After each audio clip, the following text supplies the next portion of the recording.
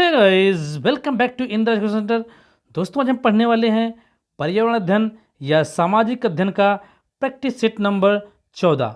यदि आप लोगों इससे पहले की वीडियो नहीं देखे हैं तो डिस्क्रिप्शन में लिंक मिल जाएगा, वहां से जाकर देख सकते हैं। तो दोस्तों, यदि आप लोग चैनल पर पहली बार विजिट कर रहे हैं या सभी विषय की फ्री क्लास पाना चाहते हैं तो चैनल को सब्सक्राइब करें, लाइक करें, दोस्तों के साथ शेयर करें। दोस्तों, प्रैक्टिस सेट नंबर 14 का पहला क्वेश्चन देखेंगे। तो पहला क्वेश्चन है, निम्नलिखित में से कौन एक दृश्य श्रव्य सामग्री है। तो दोस्तों, सबसे पहले समझ लेते हैं कि दृश्य सामग्री क्या होती है या श्रव्य सामग्री क्या होती है या दृश्य श्रव्य सामग्री क्या होती है। तो दोस्तों, यदि बात की जाए दृश्य सामग्री की, तो जिसके द्वारा या कहेंगे कि बालक जिस उपकरण को देखकर सीखता है या जिस उपकरण के द्वारा देखकर सीखता है उसे हम दृश्य सामग्री कहते हैं।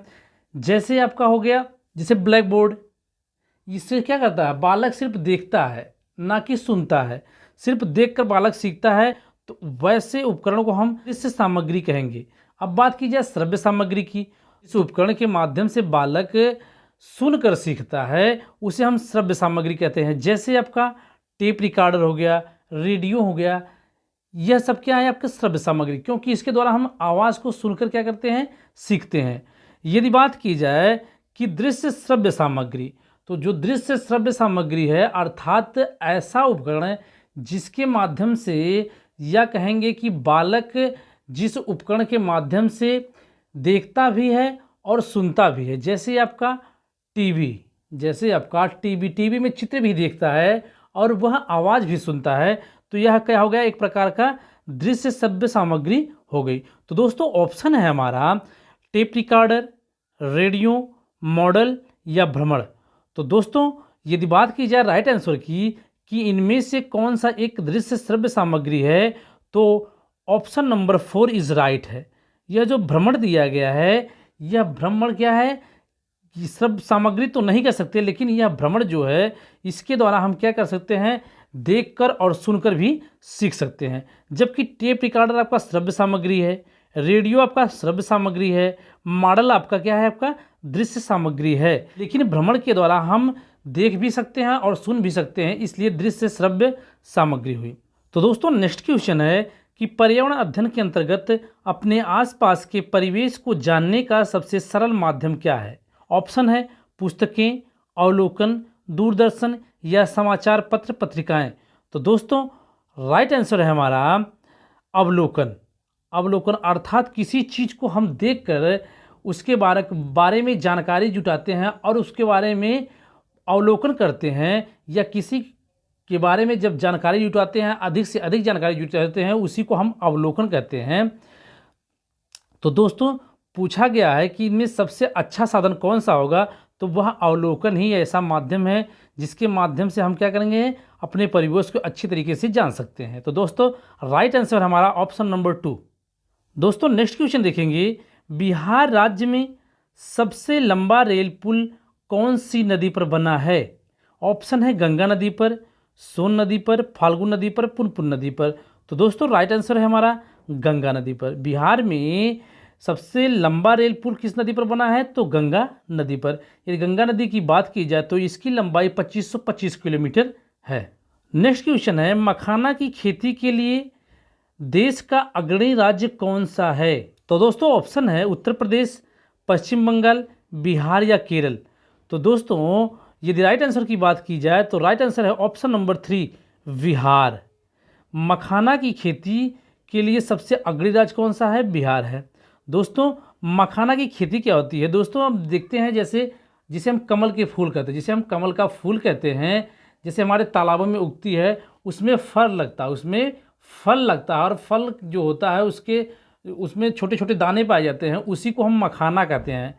और उसकी खेती को हम क्या कहते हैं, मखाना की खेती। बिहार राज्य में क्यों होता है, क्योंकि बिहार में सबसे अधिक बाढ़ आती है, इसलिए वहाँ पर मखाना की खेती सबसे अधिक की जाती है।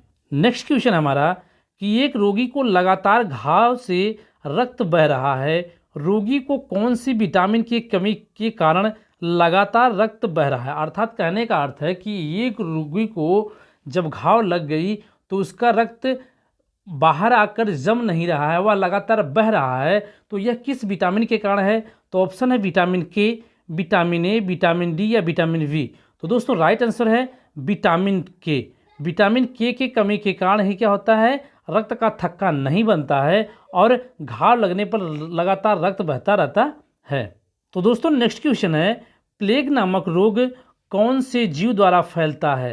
ये जो प्लेग नामक रोग है किसके द्वारा फैलता है? तो ऑप्शन है मच्छर, बंदर, सुअर या चूहा। तो दोस्तों राइट आंसर की बात की जाए तो प्लेग नामक रोग जो है वह फैलता है चूहे के द्वारा। किसके द्वारा? चूहे के द्वारा फैलता है। जैसे मच्छर से मलेरिया फैलता है उसी तरीके से चूहे से प्लेग फैलता है। नेक्स्ट क्वेश्चन है हमारा कि निम्नलिखित में से कौन सा युग्म ठीक नहीं है? यहाँ पर कुछ जोड़े दिए गए हैं, इनमें से पूछा कि कौन सा ठीक जोड़ा नहीं है। तो खनिज तेल बायोगैस, जैव कचरा बायोगैस, पशुमल बायोगैस या मानवमल बायोगैस। तो दोस्तों यदि राइट आंसर की बात की जाए कि कौन सा युग्म ठीक नहीं है, इसके या सही मिला नहीं है, तो खनिज तेल बायोगैस। खनिज तेल से बायोगैस नहीं बनता है, जबकि जैव कचरा से बायोगैस बनता है, जबकि पशुमल से बायोगैस बनता है, जबकि मानवमल से बायोगैस बनता है। दोस्तों हम लोग गांव में देखते थे, पहले कहते थे गोबर गैस, उसमें क्या जैव कचरा, पशुमल या मानवमल फेंक दिया जाता था, जिससे क्या होता है बायोगैस का निर्माण होता था। तो दोस्तों नेक्स्ट क्वेश्चन है हमारा, पर्यावरण अध्ययन का प्रमुख उद्देश्य क्या है? जो हम पर्यावरण पढ़ रहे हैं इसका प्रमुख उद्देश्य क्या है? तो ऑप्शन है पर्यावरण से सामंजस्य बनाना, जीव संरक्षण, प्रदूषण उन्मूलन या इनमें से सभी। तो दोस्तों राइट आंसर की बात की जाए तो इनमें से सभी सही है, क्योंकि पर्यावरण का यदि प्रमुख उद्देश्य देखा जाए तो पर्यावरण से सामंजस्य बनाना भी है, जीव संरक्षण करना भी है और प्रदूषण उन्मूलन करना भी है। यह क्या है, पर्यावरण के प्रमुख उद्देश्य, इसलिए यहाँ पर ऑप्शन नंबर 4 इज राइट है। तो दोस्तों नेक्स्ट क्वेश्चन देखेंगे कि पर्यावरण अध्ययन की कौन सी विधि को वैज्ञानिक विधि के रूप में मान्यता है? तो ऑप्शन है योजना विधि, व्याख्यान विधि, कहानी विधि या प्रदर्शन विधि। तो दोस्तों राइट आंसर हमारा प्रदर्शन विधि। तो दोस्तों प्रदर्शन विधि को ही वैज्ञानिक विधि के रूप में मान्यता मिली है। तो दोस्तों नेक्स्ट क्वेश्चन है, कच्चे तेल का उपयोग किसमें किया जाता है? ऑप्शन है डामर बनाने में, प्लास्टिक बनाने में, पेंट बनाने में, औषधियों बनाने में या ड्राइंग क्लीनिंग में। तो पूछा है कि कच्चे तेल का इस्तेमाल कहाँ कहाँ होता है? तो दोस्तों यहाँ पर दिया गया है 1, 2, 3 या 1, 5 या 1, 4, 5। तो दोस्तों यदि राइट आंसर की बात की जाए तो यहाँ पर राइट आंसर है उपरोक्त सभी में। कच्चे तेल का जो इस्तेमाल होता है यहाँ पर डामर बनाने में, प्लास्टिक बनाने में, पेंट बनाने में, ड्राइंग क्लीनिंग बनाने में, सब में होता है, इसलिए उपरोक्त सभी आपका राइट आंसर है। दोस्तों नेक्स्ट क्वेश्चन हमारा, निम्नलिखित में से कौन सा अलग समूह से संबंधित है? स्कर्वी, रिकेट्स, रतौंधी, रेबीज। तो दोस्तों यहाँ पर पूछा है कि इनमें जो दिया गया इनमें से कौन सा अलग समूह से है?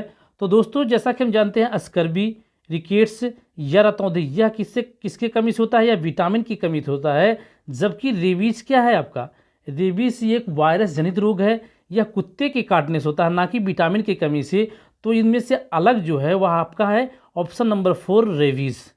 तो दोस्तों राइट आंसर हमारा ऑप्शन नंबर 4। नेक्स्ट क्वेश्चन हमारा कि अवलोकन, प्रयोग व यहाँ पर भरने को दिया है कि विज्ञान की 3 विधियाँ कौन सी है? तो उनमें से तीसरी विधि आपको ढूंढना है। तो ऑप्शन है निगमन, परिकल्पना, मापन या अनुमान। तो दोस्तों यहाँ पर हम अवलोकन, प्रयोग व निगमन, राइट आंसर क्या है? निगमन। विज्ञान की 3 विधियाँ हैं। विज्ञान की क्या है? 3 विधियाँ कौन कौन सी? अवलोकन, प्रयोग या निगमन है। तो दोस्तों राइट आंसर है ऑप्शन नंबर 1। नेक्स्ट क्वेश्चन है हमारा कि मनुष्य की हृदय में कितने कक्ष होते हैं?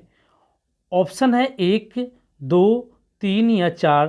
तो दोस्तों राइट आंसर हमारा कि मनुष्य की हृदय में कितने कक्ष होते हैं? तो 4 कक्ष होते हैं। ऑप्शन नंबर 4 इज राइट है। नेक्स्ट क्वेश्चन है कि निम्नलिखित में से कौन सा ऊर्जा का अक्षय संसाधन नहीं है? अक्षय संसाधन नहीं है तो ऑप्शन है सूर्य, पेट्रोलियम, जल या वायु।